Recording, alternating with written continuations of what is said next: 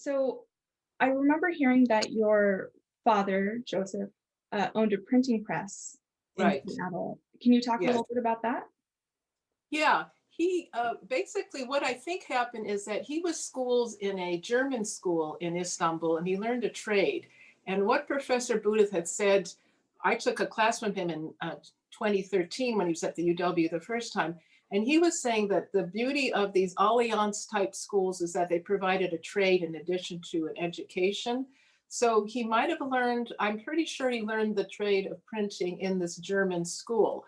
And he was fluent in German, in addition to, I think, 4 or 5 other languages. And when he came to the US, his first job was working in a tailor shop. And it could have been for lack of English. And then I know he did take some sort of schooling in the US because he didn't know English. Yeah. It was an apprentice somewhere. And there's a picture that I own from the UW archives of him at a printing shop. And after becoming an apprentice, at some point he became self-employed and opened up his own printing shop Mhm. with the Hebrew typeset.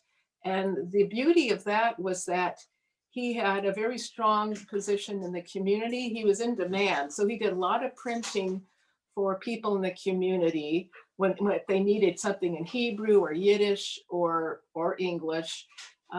He had a really good reputation because he could communicate with them. And when he died in 1974, my mother said she donated the typeset, the Hebrew typeset, to the UW. I never pursued that. If it's still there, I'd be surprised, but somewhere along the line, Yeah.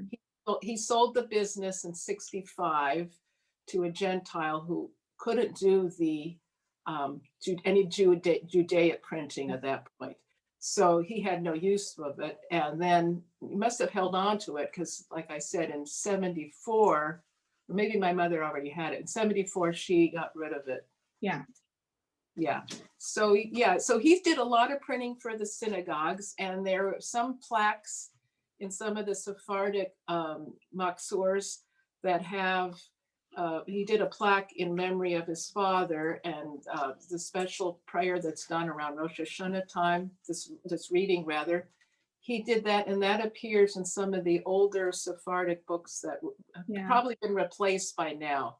Yeah. So, did he work mainly with the Sephardic synagogues or with He worked Ashkenazi? for both. He worked for both. I think there may have been a shortage of Jewish printers. There Yeah. was another man, Victor Charhon, who also did it. They were kind of competitors for the same business.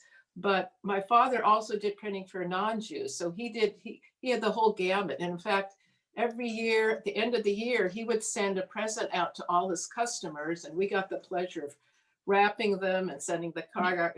And it would be like a happy holiday, Merry Christmas kind of thing. So he had Yeah. a lot of non-Jewish customers Wow. as well. That's really fantastic. And the Yeah, typeset, was it was it specifically Merubah or block Hebrew letters, or was it I also Merubah. I think it was Merubah only. okay. I'm guessing because he'd use that for. He did have some stylized letters as well, but I don't remember now the font. But I know the Merubah for sure because when we would have the privilege of going to help him sometimes hanging out at his shop, and he would let us put the little script together and ink it up and Yeah. make little tablets of paper and stuff. And after I started Hebrew school, I recognized the letters. Yeah. So I'm pretty sure it was mostly Merubah, but I don't know. Yeah.